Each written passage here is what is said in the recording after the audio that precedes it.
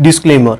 Video में बताई गई सभी फिगर्स इंडिविजुअल लेवल पे काफ़ी रिसर्च करने के बाद मेंशन किए गए हैं। बावजूद इसके इन फिगर्स की एक्यूरेसी की गारंटी हम नहीं ले सकते। कोई भी कंट्री अपनी मिलिट्री एसेट्स की एग्जैक्ट फिगर्स को रिवील नहीं करते हैं। डिफरेंट वेबसाइट्स और पोर्टल्स पर जो फिगर्स है उसमें काफ़ी डिफरेंस है। सभी सोर्सेज को डीपली स्टडी करके ही सभी डिफरेंट पैरामीटर्स के फिगर्स के अप्रोक्स वैल्यूज को वीडियो में मेंशन किए गए हैं। वीडियो में आगे बढ़ने से पहले अगर आप इस चैनल पे नए हो तो वो नीचे रेड कलर का सब्सक्राइब बटन को क्लिक कीजिए और साथ ही साथ बेल आइकन को भी क्लिक कीजिए। ये करने से आप ऐसा और इन्फॉर्मेटिव और इंटरेस्टिंग वीडियोस देख सकेंगे। और वीडियो पूरी देखने के बाद अगर आप कुछ नया सीखे हैं यहाँ से तो एक लाइक ज़रूर करके जाना और वीडियो कैसा लगा वो कॉमेंट करके ज़रूर बताना और वीडियो ज़्यादा से ज़्यादा अपने दोस्तों से शेयर करना। तो चलिए वीडियो में आगे बढ़ते हैं। आजकल दोनों देशों के बीच सीमा विवाद के कारण से चीन और भारत के बीच तनाव दिन ब दिन बढ़ रहे हैं। लेकिन पिछले कई दशकों से भारत चीन और पाकिस्तान से छिटपुट लड़ाइयां लड़ रहे हैं और वो दिन आ गया है जो इन दोनों देशों के बीच छोटे मोटे झगड़े एक फुल स्केल वॉर में कन्वर्ट हो रहा है। और कई सालों बाद आज भारत और चीन फिर से जंग के मैदान पे खड़ा है और चीन इसके लिए एक तगड़ी प्लानिंग भी कर रहा है, जिसमें भारत की मित्र राष्ट्रों और दोस्तों को कमजोर करना और अपनी दोस्तों की संख्या को बढ़ाना, इस प्रकार की टैक्टिक्स चाइना की प्लानिंग में शामिल है। तो ये है ऑल थिंग्स। क्या होगा अगर दो परमाणु हथियार संपन्न देश युद्ध में जाते हैं? चलिए देखते हैं।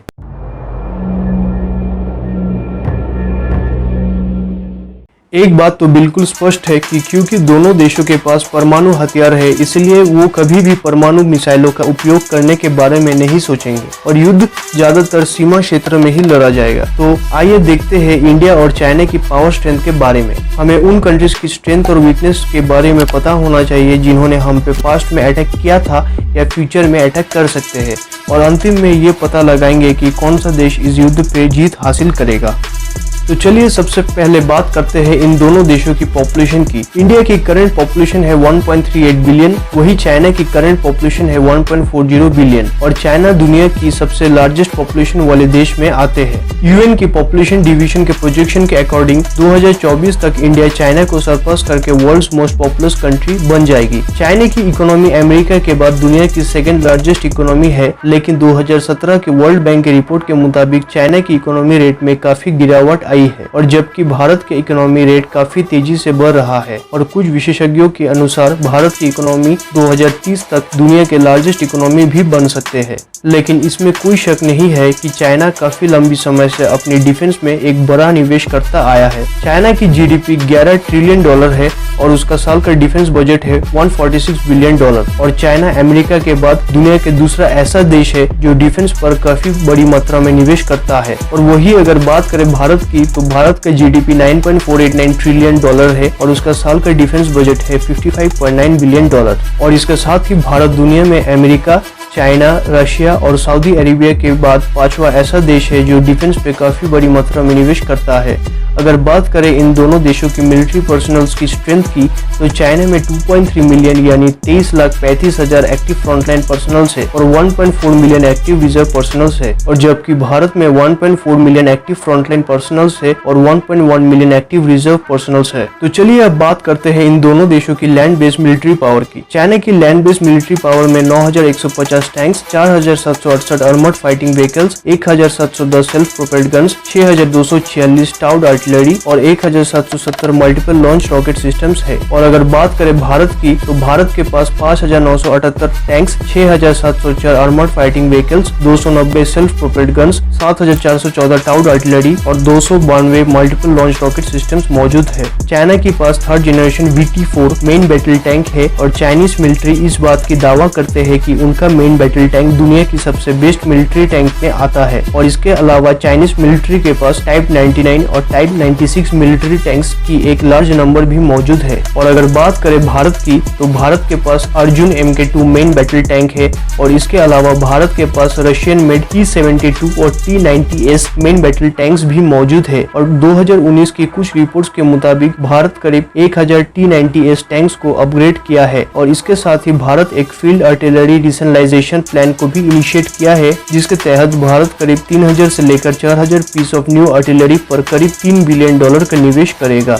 चाइना की टैंक फोर्स अमेरिका और रशिया के बाद दुनिया की तीसरी सबसे बेस्ट टैंक फोर्स में आती है, लेकिन इंडिया भी इस लिस्ट में ज्यादा पीछे नहीं है, क्योंकि इंडिया की टैंक फोर्स दुनिया की चौथी सबसे बेस्ट टैंक फोर्स में आती है। तो चलिए अब बात करते हैं इन दोनों देशों की एयर बेस्ड मिलिट्री पावर की। कुछ विशेषज्ञों का मानना है कि चाइनीज एयरफोर्स 2030 तक अमेरिका के बाद दूसरी मोस्ट लीथल एयरफोर्स बन जाएगी। चाइनीज एयरफोर्स में टोटल 2955 एयरक्राफ्ट है, जिनमें 1300 फाइटर एयरक्राफ्ट भी शामिल है। चाइनीज एयरफोर्स में Su-35 और Su-27 जैसा बेस्ट फाइटर एयरक्राफ्ट भी मौजूद है, और इसके साथ ही चाइना ने चेंगडू J-20 और चेंगडू J-31 फाइटर्स भी विकसित किया है, जो एक बेमिसाल इंजीनियरिंग का एक बेहतरीन उदाहरण है। और इसके अलावा चाइनीज एयरफोर्स में टोटल 912 हेलीकॉप्टर्स है, जिनमें 206 अटैक हेलीकॉप्टर्स शामिल है। और अगर बात करें इंडियन एयरफोर्स की, तो इंडियन एयरफोर्स पर्सनल्स और एयरक्राफ्ट के मामले में दुनिया की 4th लार्जेस्ट एयरफोर्स में आती है, और इंडियन एयरफोर्स में टोटल 2102 एयरक्राफ्ट है, जिनमें 900 फाइटर्स एयरक्राफ्ट शामिल है। और इंडियन एयरफोर्स के पास भी सुखोई Su-30 MKI, मिगोयन MiG-29 और दसॉल्ट मिराज 2000 जैसे फाइटर एयरक्राफ्ट भी मौजूद है। इसके अलावा इंडियन एयरफोर्स के पास टोटल 666 हेलीकॉप्टर्स है, जिनमें केवल 16 ही अटैक हेलीकॉप्टर्स है। तो चलिए अब बात करते हैं इन दोनों देशों की नेवी बेस पावर की।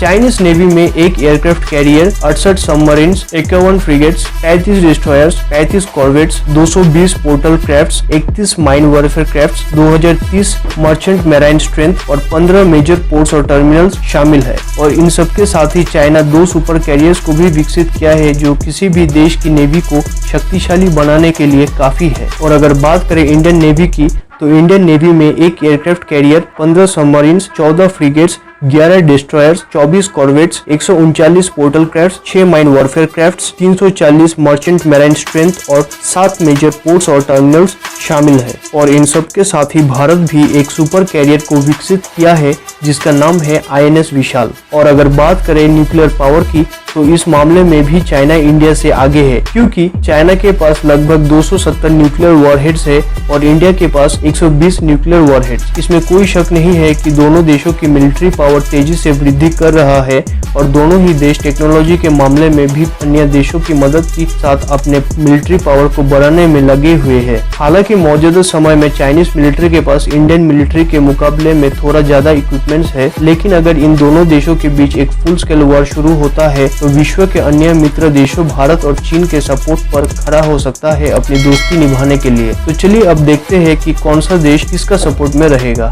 तो शुरुआत करते हैं चाइना से। तो चाइना का हर मौसम का मित्र है और भारत का दुश्मन है पाकिस्तान, जो बिना किसी प्रश्न के चाइना के साथ हो लेगा। इसी तरीके से एंटी पाकिस्तानी सेंटीमेंट और भारत के बेमिसाल दोस्ती के लिए अफगानिस्तान भारत के साथ देगा। अगर बात होती है युद्ध की, तो इसमें किसी भी देश की पड़ोसी बहुत ज्यादा इम्पोर्टेंट भूमिका निभाती है, लेकिन फिलहाल की घटनाओं को देखकर लगता है नेपाल चाइना का साथ देगा। इसी तरीके से भूटान भारत की सहायता कर सकता है। सहायतों में स्थान ही दे देना, कुछ सैनिकों की मदद ही कर देना, ये भी युद्ध के दौरान बहुत बड़ी बात हो जाती है। बीते दिनों की घटनाओं को देखकर लगता है कि तुर्की भी पाकिस्तान से अच्छी रिलेशन की बदौलत चाइना का ही साथ देगा, लेकिन इसका बड़ा विकल्प भारत के पास इजराइल के रूप में मौजूद है, जिसने पहले भी भारत के साथ दिया है और इसका हालत लगभग भारत जैसा ही है। ये भी अपने पड़ोसी देशों और आतंकवाद से परेशान है और बेशक भारत की मदद करेंगे। चाइना को एक और बड़ी पावर इजिप्ट की मदद मिल सकता है, क्योंकि इनकी धार्मिक और राजनीतिक संबंधन पाकिस्तान से बहुत अच्छे हैं। लेकिन इसका भी बड़ा विकल्प भारत के पास जापान के रूप में मौजूद है। जापान की चीन से संबंध सही नहीं है। जापान पहले भी चीन पर युद्ध में जीत हासिल की है और पिछले कुछ वर्षों में जापान और भारत के संबंध बहुत ज्यादा मजबूत भी हुए हैं। इसके बाद चीन ने जिस प्रकार से पाकिस्तान को अपनी साइड लिया है, ठीक उसी तरीके से पूरी दुनिया से कटी हुई और विभिन्न प्रकार के घातक हथियारों की परीक्षण करने वाले नॉर्थ कोरिया को भी चीन ने अपनी तरफ मिला लिया है, जो कि चीन के लिए युद्ध में बहुत ही बड़ा प्लस पॉइंट साबित हो सकता है। लेकिन जितनी बड़ी ताकत नॉर्थ कोरिया है, उतनी ही बड़ी एक ताकत भारत की तरफ फ्रांस के रूप में मौजूद रहेगी। फ्रांस भी कट्टर इस्लामिक आतंकवाद से परेशान है। फ्रांस ने पहले ही अपने देशों में इमामों द्वारा फैलाई जाने वाली अंधविश्वासी ज्ञान को प्रथा को समाप्त कर दिया है और इसके रिलेशन भारत के साथ काफी अच्छे हैं। फ्रांस युद्ध में भारत की मिलिट्री से लेकर नए टेक्नोलॉजिकल हथियारों से काफी मदद कर सकता है, और जब युद्ध में नॉर्थ कोरिया शामिल होता है, तो इनके विरोधी साउथ कोरिया की भारत से संबंध अच्छे है, जो कि एक बहुत बड़ी फौज भी है। इसीलिए साउथ कोरिया भारत को सपोर्ट जरूर करेगा। जैसे जैसे युद्ध बड़ी स्केल में पहुंचेगा, वैसे ही चीन का विरोधी देश और दुनिया के सबसे ज्यादा शक्तिशाली देश अमेरिका भारत के मदद करेगा। और अरब देशों में अमेरिका के सबसे बड़ा विरोधी है ईरान। ईरान मिडिल ईस्ट के एक बहुत बड़ी पावर भी है, जो कि इस आधार पर सीधे सीधे चाइना का ही साथ देंगे। जितना ज्यादा हम यूएसए के करीब हुए हैं, उतना ही ज्यादा हम ईरान से दूर भी हुए हैं। ये एक सच्चाई है। इसके अलावा तुर्की और पाकिस्तान के सपोर्टिव देश है सीरिया, लेबनान और कुवैत। ये भी इस युद्ध में तुर्की की बलबूते चाइना का ही साथ देंगे। उसी प्रकार से ईरान का ऑपोजिट देश है United Arab Emirates, kingdom of Saudi Arabia और जॉर्डन। ये देश भारत की तरफ हो जाएंगे। दोस्तों, ये देश तो वो देश है जो सीधे सीधे चाइना और भारत के बीच अगर कोई युद्ध होता है तो उसमें इन दोनों देशों की मदद करेंगे। इसके अलावा कुछ देश है जो न्यूट्रल होंगे, यानी युद्ध के शुरुआती दिनों में किसी का भी पक्ष नहीं लेंगे, साथ ही इनडायरेक्ट मदद जरूर कर सकते हैं। इसमें सबसे बड़ी देश है रशिया। अब आप सोचेंगे रूस तो हमेशा ही भारत के साइड देता है, तो यहाँ पर एक क्लैश बनता है अमेरिका और रूस के बीच। रूस चाइना के साथ संबंध अच्छे हैं और साथ ही साथ रूस और अमेरिका के बीच कट्टर दुश्मनी भी है। और भविष्य में अमेरिका के साथ अगर रूस को युद्ध करना है तो चीन उसका सबसे बड़ा पार्टनर होगा, क्योंकि चीन और रूस दोनों ही अमेरिका के दुश्मन माने जाते हैं। अगर अमेरिका भारत के साइड लेता है, जिसकी पूरी चांसेस है, तो रूस इस युद्ध में सीधे सीधे शामिल नहीं होंगे। हालांकि वो भारत को इनडायरेक्ट मदद जरूर कर सकता है, या मौका पड़ने पर दोनों देशों के बीच हालत बिगड़ने पर समझौता भी करवा सकते हैं। लेकिन एक बात क्लियर है कि रूस भारत के खिलाफ चाइना के साथ नहीं देंगे।